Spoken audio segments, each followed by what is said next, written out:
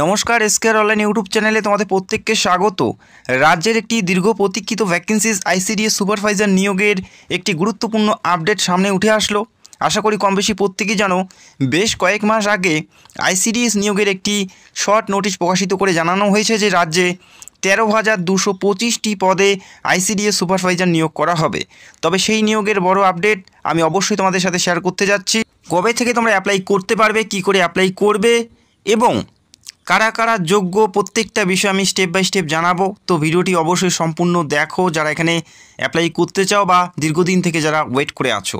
ICDS supervisor পদের ক্ষেত্রে যেটা বেতন থাকে, প্রথমে বেসিক স্যালারি 7,100 টাকা থেকে 37,600 টাকা পর্যন্ত বেতন থাকে।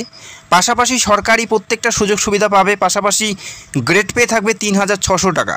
তো অ্যাপ্রক্স একটা ভালো মানের বেতন কিন্তু এখান থেকে দেওয়া হয়, অত্যন্ত ভালো মানের বেতন, এবং পুরোপুরি স্থায়ী পদে নিয়োগ করা হচ্ছে। সরকারি প্রত্যেকটা সুযোগ সুবিধা তোমরা পেতে থাকবে। বেসিক পে 7,100, এছাড়াও আরও বিভিন্ন সুযোগ সুবিধা সেখানে অন্তর্ভুক্ত থাকবে। 7,100 থেকে 37,600 টাকা পর্যন্ত বেতন কিন্তু তোমরা এই পদের ক্ষেত্রে পাবে। এখানে অ্যাপ্লাই করার জন্য তোমাদের বয়স কত থাকতে হবে? এখানে অ্যাপ্লাই করার জন্য যারা জেনারেল প্রার্থী, তোমাদের বয়স 39-এর মধ্যে বয়স থাকতে হচ্ছে। যারা জেনারেল, তোমাদের বয়স 39-এর মধ্যে থাকতে হবে। এবং এসসি এসটি হলে তোমরা প্রত্যেকেই ছাড় পাবে। এসসি এসটি 5 বছর এবং ওবিসি 3 বছরের ছাড় পাবে। এসসি এসটি হলে তোমরা পাচ্ছ 18 থেকে 44 এবং ওবিসি হলে 18 থেকে 42 পর্যন্ত তোমরা এখানে আবেদন করার জন্য সুযোগ পাচ্ছ। 18 থেকে 39-এর মধ্যে যারা জেনারেল, তারা প্রত্যেকেই এখানে অ্যাপ্লাই করতে পারছে। এসসি এসটি ওবিসি প্রত্যেকেই বয়সের ছাড় পাবে।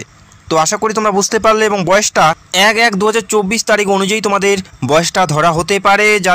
যারা জেনারেল 18 থেকে 39, এসসি এসটি হলে 18 থেকে 44 এবং ওবিসি হলে 18 থেকে 42, প্রত্যেকেই তোমরা এখানে আবেদন করার জন্য সুযোগ পাচ্ছ। প্রত্যেকটা জেলার থেকে তোমরা অ্যাপ্লাই করতে পারবে। এরপরে আমরা দেখে নিচ্ছি আবেদন করার জন্য শিক্ষাগত যোগ্যতা কী বলা আছে এবং কোন পরীক্ষা দিতে হবে, প্রত্যেকটা বিষয় আমরা স্টেপ বাই স্টেপ দেখে নেব।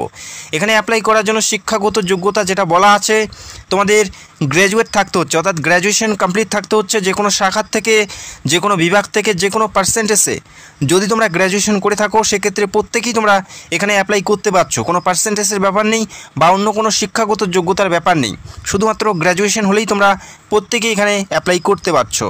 এরপরে দেখে নিচ্ছি সিলেকশন প্রসেস কী বলা আছে। এখানে যেটা সিলেকশন প্রসেস বলা আছে, যারা অ্যাপ্লাই করবে প্রত্যেকেরই প্রথমে পিলি পরীক্ষা দিতে হচ্ছে। প্রিলিমিনারি পরীক্ষা অফলাইনের মাধ্যমে পরীক্ষা দিতে হবে, তারপরে মেন পরীক্ষা এবং তারপরে ইন্টারভিউ। এই 3টি ধাপের মাধ্যমে নিয়োগ করা হচ্ছে। যে সকল প্রার্থী পিলি পরীক্ষা পাশ করবে তারা মেন পরীক্ষার জন্য ডাক পাবে এবং সর্বশেষ ইন্টারভিউ বেসিসে নিয়োগ করা হচ্ছে। ইন্টারভিউ প্লাস মেন পরীক্ষা, যাদের নাম্বার সর্বোচ্চ থাকবে তারা এখানে সিলেক্টেড হয়ে যাবে। তো এভাবে নিয়োগ করা হচ্ছে। পিলি পরীক্ষা কোন বিষয়বস্তুর উপর পরীক্ষা হবে এবং মেন পরীক্ষা কোন বিষয়বস্তুর উপর পরীক্ষা হবে, কত নম্বরের পরীক্ষা হবে, অবশ্যই আমরা এই মুহূর্তে দেখে নিচ্ছি। অবশ্যই তোমরা ভালো করে দেখে নিতে পারো, কেননা পরীক্ষার জন্য তোমরা বেশি একটা সময় পাবে না। যখন নোটিশ পাবলিশ হবে তার 2 মাস পরে কিন্তু তোমাদের পরীক্ষা থাকবে। প্রথমে থাকবে পিলি পরীক্ষা, যেখানে 100 নম্বরের একটা পরীক্ষা দিতে হবে। 100 নম্বরের একটা পরীক্ষা দিতে হবে, প্রত্যেকটা প্রশ্নের মান 1 করে থাকবে। 100 নম্বরের 100টি প্রশ্ন থাকছে, প্রত্যেকটা প্রশ্নের মান 1 করে থাকবে। পরীক্ষার জন্য সময় পাবে 1 ঘন্টা, অর্থাৎ 60 মিনিট। নেগেটিভ মার্কিং থাকবে 1/3, অর্থাৎ 3টা ভুল করলে একটি সঠিক নাম্বার তোমাদের কেটে নেওয়া হবে। এমসিকিউ টাইপের পরীক্ষা হবে, 4টা করে অপশন পাবে, সেখান থেকে সঠিক উত্তর তোমাদের বেছে নিতে হবে। এমসিকিউ টাইপের পরীক্ষা হবে, 4টা করে অপশন পাবে, সেখান থেকে তোমাদের সঠিক উত্তর বেছে নিতে হবে। অফলাইনের মাধ্যমে পরীক্ষা দিতে পারবে। নিজের জেলাতেই তোমরা পরীক্ষা সেন্টার পেয়ে যাবে। নিজের জেলাতেই তোমরা পরীক্ষা সেন্টার পেয়ে যাবে। এরপরে দেখে নিচ্ছি তোমাদের যে পরীক্ষা, কোন বিষয়ের উপর পরীক্ষা হচ্ছে। জেনারেল নলেজ থাকবে, এরিথমেটিক থাকবে এবং রিজনিং থাকবে। এই কয়টি বিষয়ের উপর পরীক্ষা হচ্ছে। মাধ্যমিক স্ট্যান্ডার্ডে তোমাদের প্রশ্নপত্র থাকবে। এরিথমেটিক এবং জেনারেল নলেজ প্রত্যেকটাই তোমাদের মাধ্যমিক স্ট্যান্ডার্ড লেভেলের কিন্তু থাকছে। বোঝা গেল? যারা পরীক্ষার পুরো সিলেবাস জানতে চাও সেটা অবশ্যই কমেন্ট করে জানাবে। পরীক্ষার পুরো সিলেবাস নিয়ে ভিডিও করার চেষ্টা করব, যেখানে 100 নম্বরের পরীক্ষা থাকবে। এই পরীক্ষায় যারা কোয়ালিফাই করতে পারবে তারা মেন পরীক্ষার জন্য ডাক পাবে। আর এই পরীক্ষায় পাশ করার জন্য 40 থেকে 45-এর মধ্যে নাম্বার তুলতে হবে। বোঝা গেল? 40 থেকে 45-এর মধ্যে মিনিমাম নাম্বার তোমাদের তুলতেই হবে, তবেই তোমরা কোয়ালিফাই করতে পারবে, এটা মিনিমাম। এরপরে আমরা দেখে নিচ্ছি মেন পরীক্ষা। মেন পরীক্ষা তো জানিয়ে রাখি, এখানে 4টি পেপারে তোমাদের পরীক্ষা হবে। যারা পিলি পরীক্ষা পাশ করবে তারা মেন পরীক্ষার জন্য ডাক পাবে। পিলি পরীক্ষা এমসিকিউ টাইপের হলেও তোমাদের মেন পরীক্ষা এমসিকিউ টাইপের পরীক্ষা হবে না। কনভেনশনাল মোডে পরীক্ষা হচ্ছে, পেন পেপারে ডেসক্রিপ্ট টাইপের পরীক্ষা দিতে হচ্ছে, অর্থাৎ লিখে তোমাদের পরীক্ষা দিতে হবে। অনেকটাই হার্ড পরীক্ষা, বুঝতে পারলে? এখানে 4টি পেপারে পরীক্ষা দিতে হবে, পেপার 1, পেপার 2, পেপার 3 এবং পেপার 4। এই 4টি পেপার তোমাদের দিতে হচ্ছে, 4টি পেপারের পরীক্ষা দিতে হচ্ছে। পেপার 1-এ থাকবে ইংলিশ, পেপার 2-তে থাকবে বেঙ্গলি, নেপালি, সাঁওতালি। মাতৃভাষার উপর পরীক্ষা হচ্ছে পেপার 2-তে। আশা করি কম বেশি প্রত্যেকেই তোমরা বাংলা পেপারে পরীক্ষা দিতে পারবে। পেপার 3-তে তোমরা পাবে জিকে এবং কারেন্ট অ্যাফেয়ার্স। 4-এ থাকছে এরিথমেটিক। এই 4টি পেপারে তোমাদের পরীক্ষা দিতে হচ্ছে। প্রত্যেকটা পেপারের জন্য সময় পাচ্ছ তোমরা 90 মিনিট করে। প্রত্যেকটা পেপারের জন্য সময় পাচ্ছ 90 মিনিট করে। প্রত্যেকটা পেপারে 100 করে নাম্বার থাকবে, প্রত্যেকটা পেপারে 100 করে নাম্বার থাকবে, 90 মিনিট করে সময় থাকছে। যেখানে টোটাল 400টি প্রশ্ন, 400 নাম্বারের পরীক্ষা দিতে হবে। অনেকটাই হার্ড পরীক্ষা দেখতেই পেলে, যেখানে কনভেনশনাল মোড অর্থাৎ ডেসক্রিপ্ট টাইপের পরীক্ষা দিতে হচ্ছে।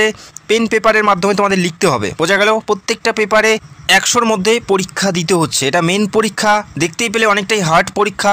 তো ভালো প্রিপারেশন না নিলে তোমরা এই পরীক্ষায় উত্তীর্ণ হতে পারবে না। প্রিলি পরীক্ষা উত্তীর্ণ হলেও তোমরা এই পরীক্ষা উত্তীর্ণ হতে পারবে না। তো তার জন্য যথেষ্ট ভালো প্রিপারেশন নিতে হবে, যথেষ্ট ভালো তোমাদের প্রস্তুতি নিতে হবে। পরীক্ষার পুরো সিলেবাস নিয়ে ভিডিও করার চেষ্টা করব খুব তাড়াতাড়ি। প্রিলি এবং মেন পরীক্ষা, অ্যাট ফার্স্ট তোমাদের প্রিলি পরীক্ষায় পাশ করতে হবে। সেই পরীক্ষায় যথেষ্ট ভালো প্রিপারেশন নিয়ে পরীক্ষা দিতে হবে।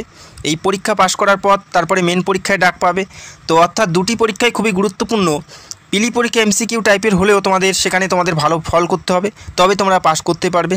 এবং সর্বশেষ যেখানে 400+ ইন্টারভিউ 50, অর্থাৎ 450-এর মধ্যে যাদের নাম্বার সর্বোচ্চ থাকবে তারা এখানে সিলেক্টেড হবে বা সিলেকশন পাবে, বোঝা গেল? WBPSCর মাধ্যমে এই নিয়োগটি করানো হচ্ছে। রাজ্যের প্রত্যেকটা জেলার থেকে তোমরা অ্যাপ্লাই করতে পারবে। প্রত্যেকটা জেলাতেই প্রত্যেকটা ব্লকেই ভ্যাকেন্সিজ আছে, যেখানে 13,000+ শূন্যপদে নিয়োগ করা হচ্ছে। বর্তমানে যে অফিসিয়াল ওয়েবসাইট তোমরা দেখতে পাচ্ছ, পাবলিক সার্ভিস কমিশন অর্থাৎ WBPSCর এই অফিসিয়াল ওয়েবসাইটের মাধ্যমে তোমাদের অ্যাপ্লাইটি করতে হবে। তো সূত্র মারফত যে আপডেটটি সম্ভবত মে এবং জুন মাস থেকে এই নিয়োগের বিজ্ঞপ্তি প্রকাশিত হবে এবং তোমরা অ্যাপ্লাই করতে পারবে। মে থেকে জুন মাসের মধ্যে এই নিয়োগের বিজ্ঞপ্তি অফিসিয়ালিভাবে প্রকাশিত হবে এবং তোমরা অ্যাপ্লাই করতে পারবে। তো যথেষ্ট ভালো প্রিপারেশন নিতে হবে। তো হাতে এখনও সময় আছে, যারা এখানে অ্যাপ্লাই করতে চাও বা দীর্ঘদিন থেকে যারা এই পদের জন্য ওয়েট করে আছো, এখন থেকে প্রিপারেশন নাও। কম্পিটিশন অনেকটাই হাই, সেক্ষেত্রে তোমাদের যথেষ্ট প্রিপারেশন নিতে হবে। নোটিশ প্রকাশিত হলে আমি সবার আগে তোমাদের নোটিশ নিয়ে ভিডিও করব এবং অ্যাপ্লাই কী করে করবে সেই বিষয়ে আমি স্টেপ বাই স্টেপ তোমাদের দেখাবো। এবং খুব তাড়াতাড়ি পরীক্ষার পুরো সিলেবাস ইন ডিটেলসে আমি ভিডিও করব। যারা চ্যানেলে নতুন দর্শক, চাইলে অবশ্যই চ্যানেলটাকে সাবস্ক্রাইব করে রাখতে পারো। ICDS-এর সমস্ত আপডেট তোমরা এই চ্যানেলে নিয়মিত পেতে থাকবে। এবং PSCর অফিসিয়াল ওয়েবসাইট ভিডিওর নিচে দেওয়া আছে, অবশ্যই তোমরা মাঝে মাঝে সেই অফিসিয়াল ওয়েবসাইট একবার চেক করে নেবে। আশা করি এই নিয়োগের বিজ্ঞপ্তি তোমরা খুব তাড়াতাড়ি দেখতে পারবে। তো ভিডিওটি দেখার জন্য অসংখ্য ধন্যবাদ। যারা চ্যানেলে নতুন দর্শক, চাইলে অবশ্যই আমাদের চ্যানেলটাকে সাবস্ক্রাইব করে রাখতে পারো। Thank you so much.